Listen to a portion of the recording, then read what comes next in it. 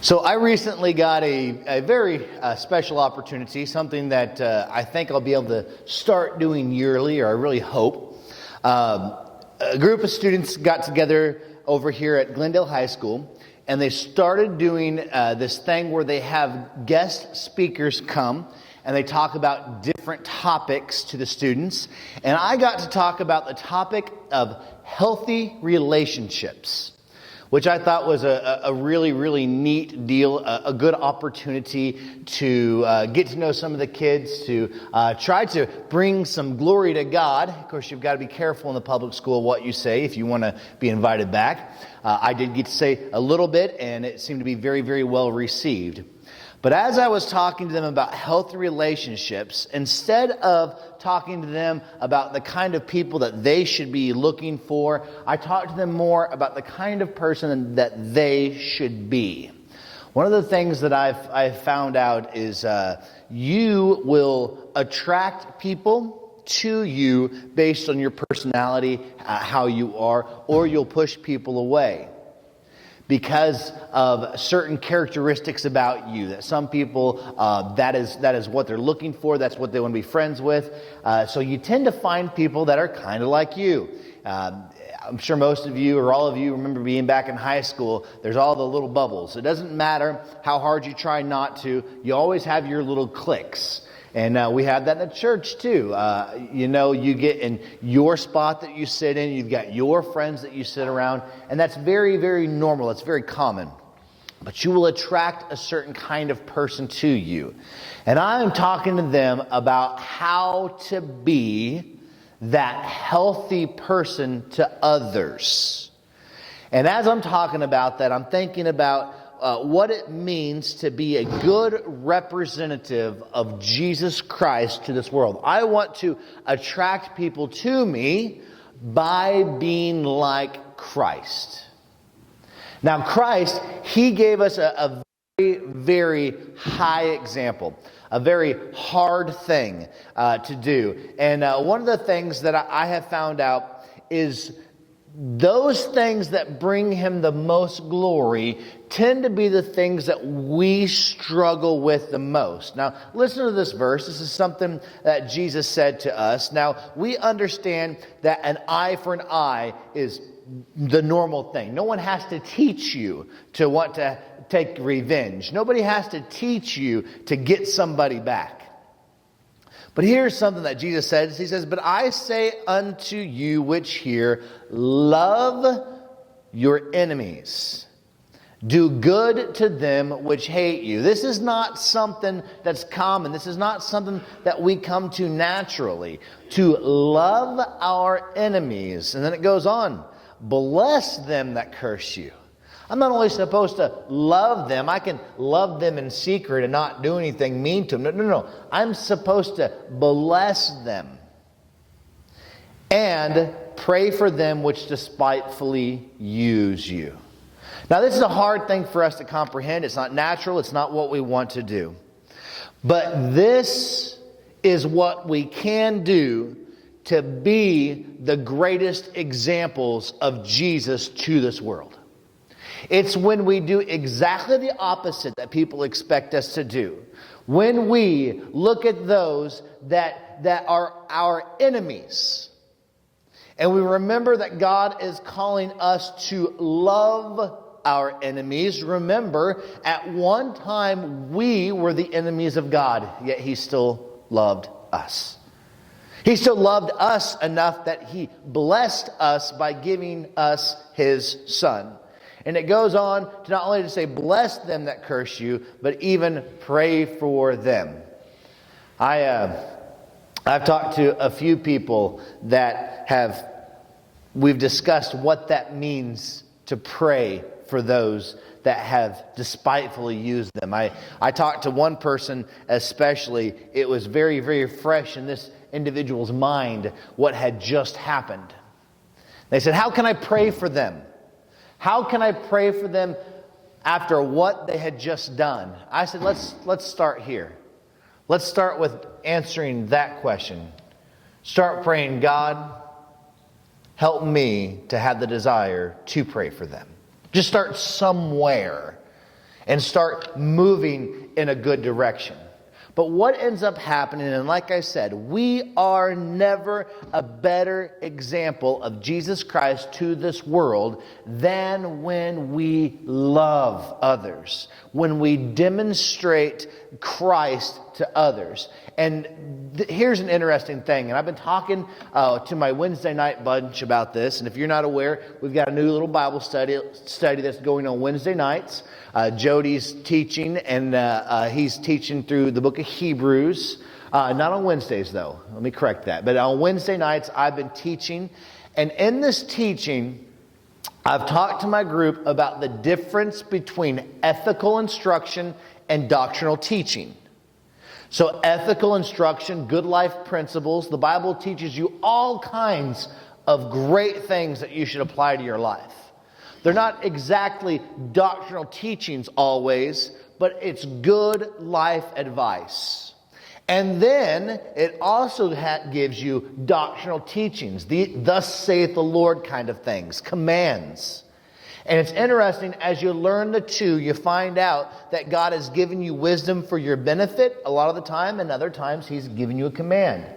But when it comes to loving people over and over throughout the Bible, it is both a life principle, ethical instruction, and in many places it is a command. This is something that God is very, very serious about. As a matter of fact, as we look over the 10 Commandments, you guys have heard me say this before, the first 4 commandments are about loving God, and the next 6 commandments are about your ability to love others. And if you haven't thought that through, go through the 10 Commandments and look at this. Each one of them. How is this relevant to loving somebody else? Honor your mother and your father. That's pretty simple. Love your mother and your father and give them honor, right? But as we continue down, don't steal, don't kill, don't commit adultery, don't covet. All of these things are about loving others.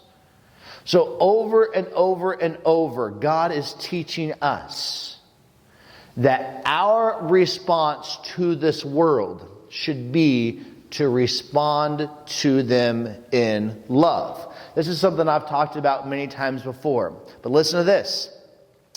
And above all things, have fervent charity. We know that word charity can be translated love, but not just love, but fervent love among yourselves.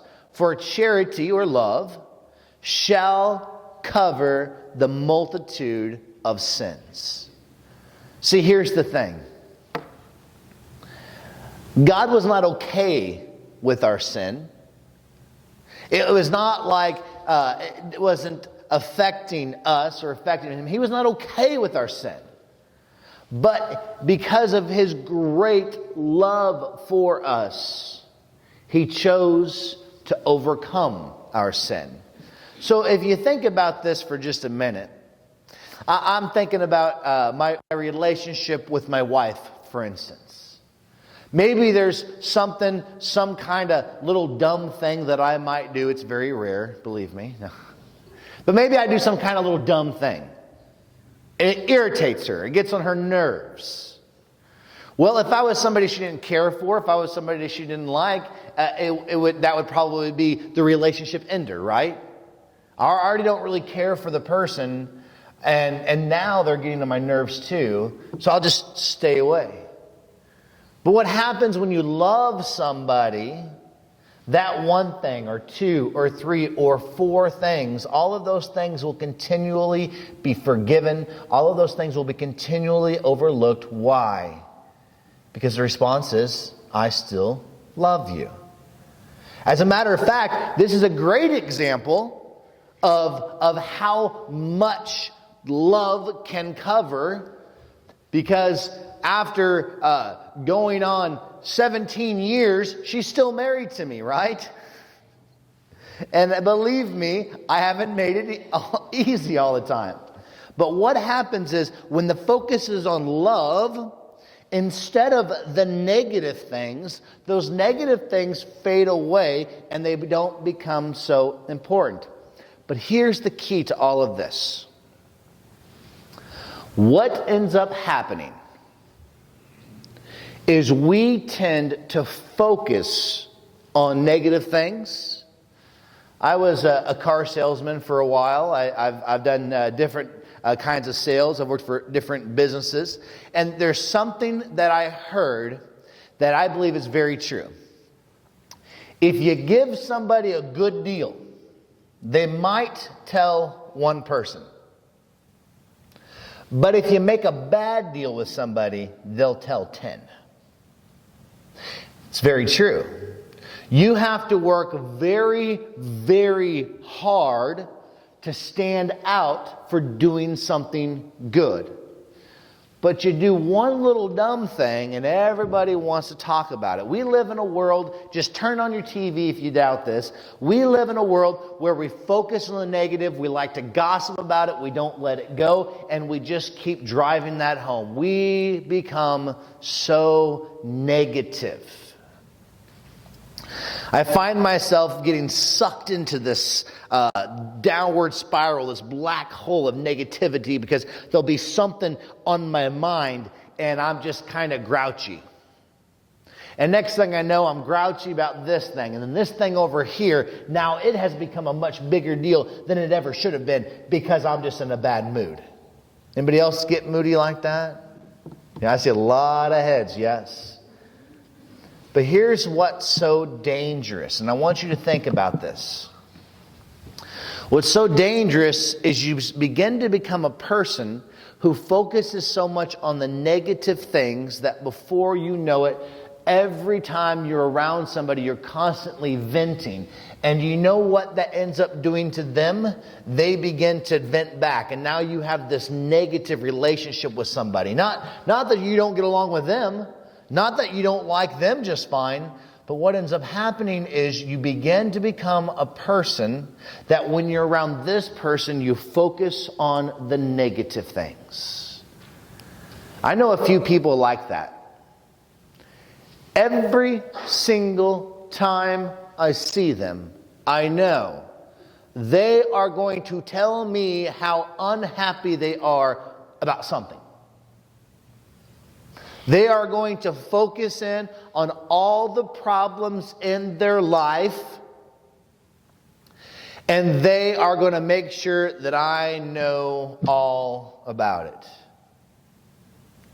Robin was teaching me a sign language sign for something like that. Oh, poor you, or something like that, yeah. And sometimes that's what people, oh, poor me, pity me. Baby me, I need some attention. It's easy to get that way. Because we get so used to focusing on the negative that we just want people to feel sorry for us because we feel sorry for ourselves. And we begin to surround ourselves with people that do that. And sometimes we're the cause and sometimes we're enabling people. But what ends up happening is we tend to become these very depressed, negative people very, very easily. Now, let me give you an example of what I would call a somewhat toxic relationship. It's a little different, but siblings are very, very typically at each other's throats. If you have two kids, you know kids get very annoyed with each other so much. So I was observing my daughter, my youngest son, Hunter, and I'm going to tell you, these two do not have patience for each other. They just don't. And one will say something, and then the other one will be immediately offended, and it's just, like two dogs about to attack each other. Of course, Dad's got to get in the middle. Stop it. Stop it right now. Stop it before it starts. But both of them will come to me in private afterwards, and they just want to explain to me how it's the other one's fault. And I say, hey, don't you realize you have no patience? You didn't even try kindness. Well, I didn't do anything. Well, not today, but think about what you did yesterday, And I'm like, listen, you don't like how she's treating you, or you don't like how he's treating you. Then you have to be the one to change it. Well, why should I be the one to change that? Did you even try? Why don't you do this?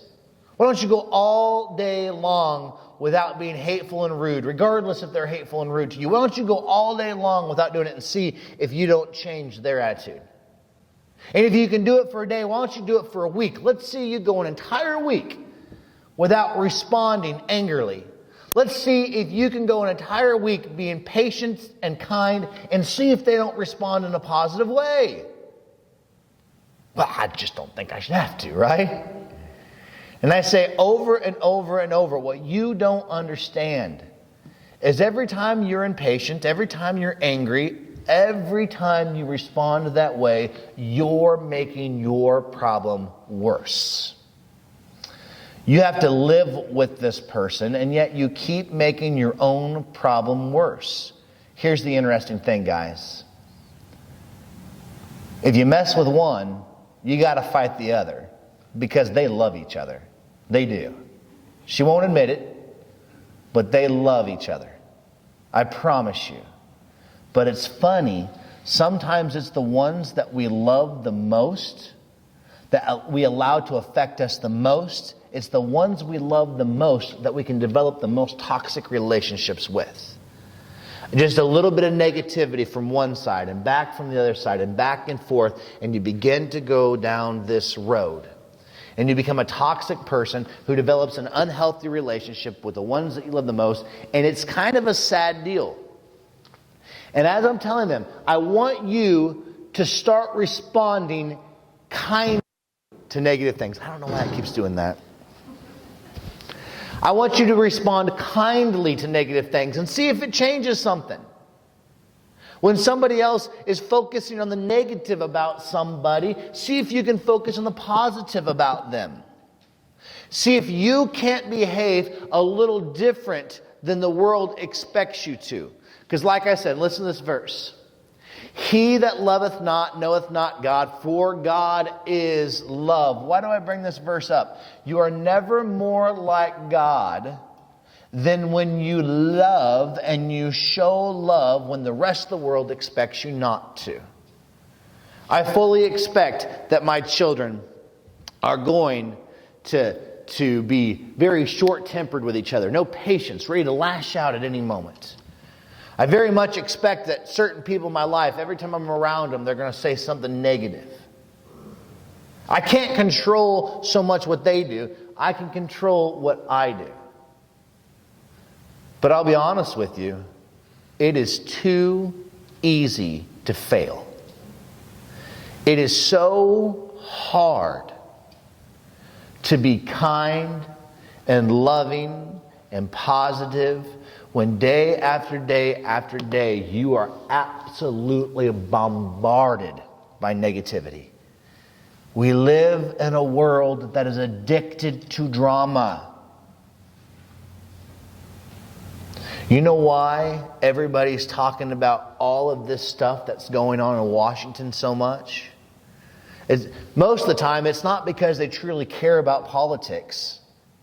It's not because they're really worried about the economy or what's going on. You want to know why people talk about it so much? Because they're addicted to talking about drama. They're addicted to talking about negativity.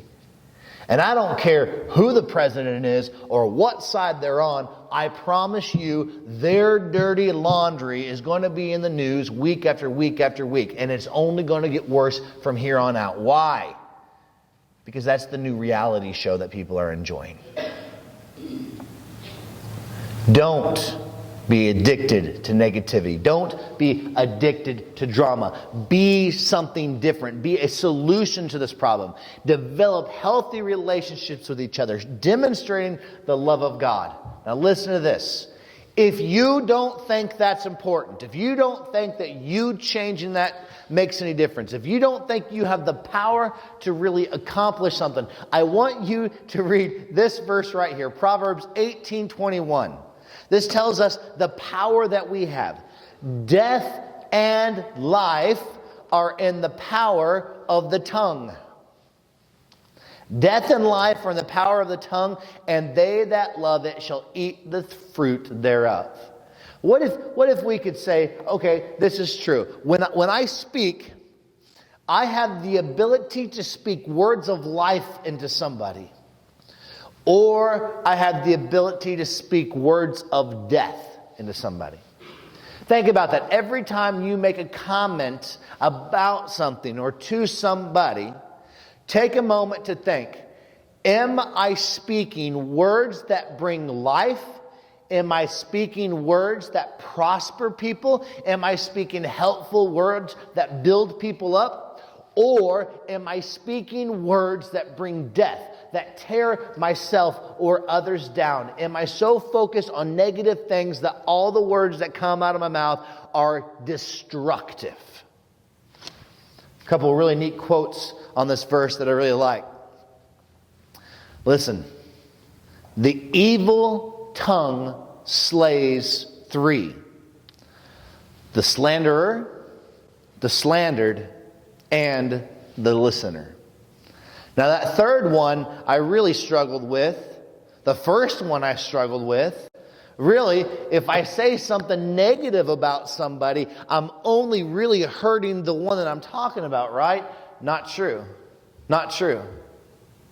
Because when I'm saying something negative about somebody, the first one that is hurt is me. Think about that one. When I'm demonstrating negativity, the first one that suffers is me. That second one that's slain, that second one that suffers, the slandered, the one that the negative thing is being said about, they are actually, most of the time, the least affected. Most of the time, they don't even hear about it. I mean, in the world we live in, people love to gossip. It'll probably get back to them. Remember that. But the first one that's hurt is the one that's saying the negative thing. And then maybe the one that the negative thing is being said about. But the third one that suffers as a result of this is the one who hears the negativity. As I spoke about a couple weeks ago, we do affect the people around us. Day in, day out. Every time we're in our cars, every time we're at Walmart, every time we're at church, everywhere we go, we either have the opportunity to affect somebody or we do affect them. I was just kind of down and upset the other day. A friend of mine just out of the blue said, "Hey, are you okay?" I wanted to check on you and make sure everything's okay. And I said, that couldn't have come at a better time. I just needed a friendly person to come by and tell me they cared. It was no big deal. It's something I've done 100 times. It was no big deal.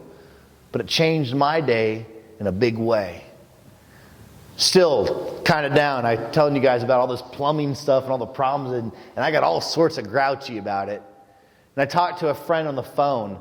And her laugh, she just got this crazy, loud, wild laugh. And it just made me laugh too. I said, I needed to hear you laugh today, Just little things like that can make a big change. But in the same way, a little negativity, a little seed of negativity can be destructive, can destroy. Listen to this. I love this. This is something I got from David Guzik. It says, those who are wise enough to love and appreciate the power of what a man says. So not only be a person who has love, but understands the power of words. What a man says will be blessed and will eat the pleasant fruit of wise and effective speech. Listen to that again. Those who are wise enough to love and to appreciate the power of what a man says will be blessed and will eat the pleasant fruit of wise and effective speech. I had to read that a few times to really grasp what he's saying. Will eat the fruit. Guys, what you put out there is what you get back here. Whether you know it or not, what you put out there is what you get back here. If you think about that, over time, those healthy relationships that you develop, the years of checking in, and I'll pray for you and being there for that person. and loving that person. What ends up happening is over time, when you're in that time of need, that's the first person there for you, right? It starts with your spouse or your parents and with your children. And before you know it, you develop these healthy relationships with so many people, and they begin to love you. And that's what a church family should be, right? As we all continually invest more and more in each other, what ends up happening is we have a family of people who love us, that care. So we benefit from what we put out. But something that I've been noticing more and more is that people who say negative things surround themselves with people who say negative things. And then before you know it, all they've got is a bunch of excuses. You ever meet somebody that you can see plain as day? Okay, here's your problem. Here, here, and here. Start working on those things. But all they've got, they don't see problems. They just have excuse after excuse after excuse. It's not my fault. It's their fault. I can't do it because of this. Woe is me. Non-stop. Woe is me. And you try to put out some positivity, and they just shoot it down. If the power of life and death is in the tongue, they've just decided to lay down and die. I don't want to be that way. I want to be the person who uses my words and my actions to be a demonstration of the love of Jesus Christ in this world, to speak life into this world and really make a difference. Be very, very careful what you say. Today, when you speak, you have the power, you have the ability to build somebody up, or you have the ability to tear them down. What will you choose to do? And if you go around tearing others down, rest assured that when they have the opportunity, they'll tear you down back. But what ends up happening is you begin to become a person that people look forward to seeing, because they know you're going to have a good word for them. You know that they're going to say, and believe me when I say this, guys, this is something I struggle with so much, because what's on my mind? What's on my mind is whatever negative thing has come up against me that day. It's so easy to do. But I want to be a person. I want to be a person that people want to be around. That it's a joy to be around. I want to be a person that makes people smile and people laugh. And I want to say I love you and receive it back over and over in this life. I want to build up healthy relationships with people in this world. I want to make a difference in this world. That's what we're called to do. It's not just an ethical instruction, good life principle that the Bible and Christ are explaining to us to help make us happy, but it's also a command from God that we are to love and demonstrate love to this world. So, starting next week, I'll start getting into more Christmas-type messages, and I'm sure you're going to be really looking forward to that. But I've spent the last 3 weeks talking on a few different topics. I've spent the last 3 weeks talking about things that I think in this life will be very healthy and helpful for us. I talked about depression, if you remember that. That was a little different. But what I'm noticing nonstop, over and over and over, is how much this world is just continuing down a road of destruction, and there's nobody warning them. There's nobody who's trying to make a difference. Why? And this is what I really struggle with. And this is not completely true all across the board, but man, it could be a whole lot better. The hope that this world has of turning this around is the church. And the church, more and more, is becoming silent in the community. More and more, the church is finding their place instead of being out in the world making a difference. More and more, the church is becoming less and less relevant. And I see more and more families being destroyed. So what can we do to make a difference? Here's where it starts. Prayer. I tell people all the time, now listen to this. I know a few people, and a few of you out here I've said this to. If you want to take care of others, you've got to first take care of yourself. You've got to first take care of yourself. You're not making a difference out there unless you're where you need to be here. So start in prayer for yourself. God, help me to be less negative. Change these negative thoughts. Help me to focus on good things. Hey, the next thing I highly recommend you do, if you haven't done this already, change the negativity around you. Now, most of you probably listen to positive and uplifting music. I know I used to listen to just filthy stuff. On TV, just awful things. Start surrounding yourself with more positive things, if you're not already. Then look for those healthy relationships. Focus on those people who build you up. And then pick somebody in this world, somebody you love and you care about. Say, I want to speak life into them.